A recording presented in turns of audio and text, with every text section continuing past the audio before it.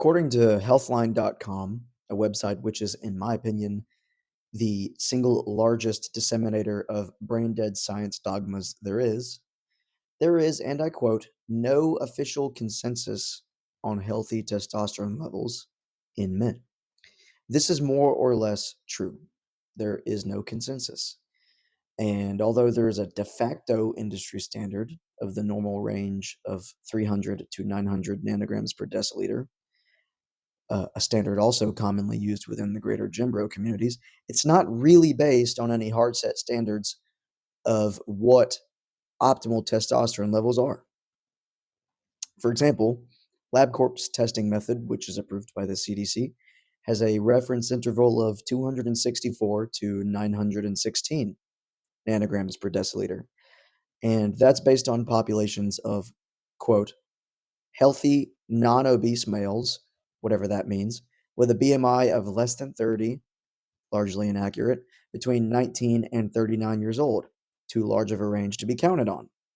Like, why would we be putting the testosterone levels of a healthy, robust, all American 19-year-old in the same camp as a potentially washed up 39-year-old who's apparently part of the sample just because he's healthy and non obese? What this essentially means, and anecdotally has happened to many men, is that a 21-year-old John Smith can walk into a diagnostic clinic presenting with reduced sex drive, sexual dysfunction, dysthymia, that is, low level persistent depression, irritability, and irregular sleep. He can then get his blood drawn for testosterone test, score at 341 nanograms per deciliter, with the doctor not even having interpreted other endocrine metrics, if he even tested for them, which they often don't at You diagnostic have hair clinics. in your special place. And John could then go home with a retarded sleep apnea diagnosis, no referral to an endocrinologist, and a scheduled follow up appointment in a not so brisk 3 to 5 months from then. For those 3 to 5 months, John might continue to wrestle with low testosterone levels in his physical prime. Psychologically, this could be a death sentence. If John was misdiagnosed and is as symptomatic as he was when he presented, he is likely to develop feelings of inadequacy and therefore withdraw from social scenes independent of his dysthymia symptoms, thereby compounding both his social anxiety and depression. He's less likely to complete goals, and if he's in college, that could mean the difference between thousands of dollars because of an extra year taken because he couldn't focus on schoolwork, job opportunities after graduation, which he can't be bothered to pursue because he has no drive, and more. If he plays sports, he's more likely to be injured than his hormonally healthy counterparts. And if John is like so many men out there, he might even stop caring about his issues altogether. 5 months' time is no joke. People stop caring about their personal issues, their health issues. They move on and get distracted much sooner than 3 to 5 months in many cases. 1 month, 3 weeks, people are gone. They don't care. A notable portion of the fellas, they have low health literacy. And this isn't something I usually lose sleep over, or actually ever, because I largely distrust major health institutions.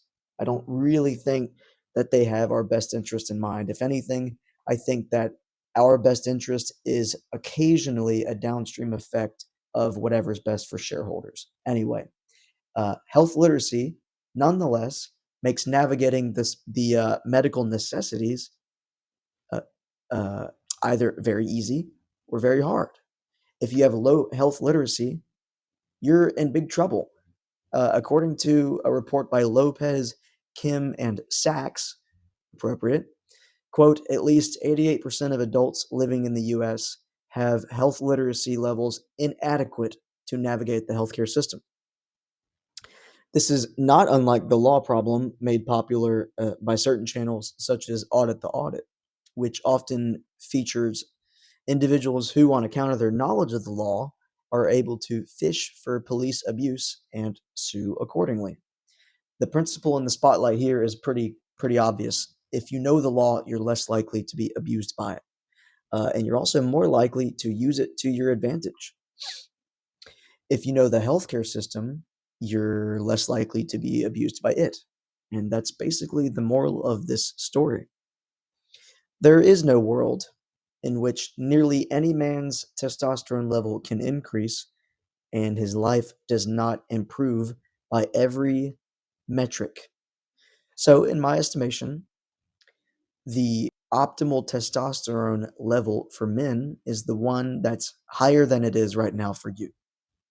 This is not my medical opinion. This is just based on what I've observed being deep into gym culture, especially before it got, all weird and self-loathy like it is right now. At this very moment, you and I are inhaling, absorbing, and being damaged by an unknown host of endocrine disruptors in your headphones, from your phone, from your plastic keyboard, from your depression Domino's pizza, from this little microphone that I'm holding up, from everything. And if Gen Z is going to be molested by this soup of shit, then I am absolutely, almost definitely an advocate for maximum testosterone. And as you may have heard before, the average testosterone level of someone your age only a few decades ago would have been statistically significantly higher than yours right now. Whether you're 20, 30, you're 40, you're 50, you're 60, shit, even 70.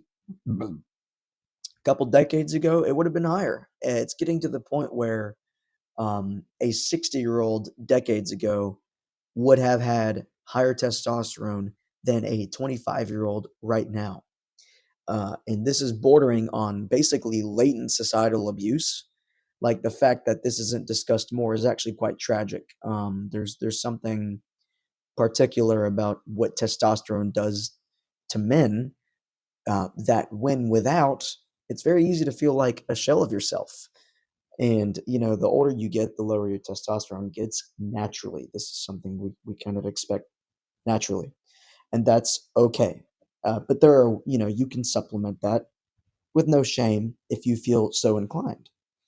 However, if you had mostly normal testosterone in your 20s and then you hit like 30 and suddenly, boom, you've got low T, it's very easy for what you perceive to be masculine behaviors to become something like a sneeze instead of an instinct, right? Like you look at light and you sneeze versus you feel warm when you're with a lover. That's the difference.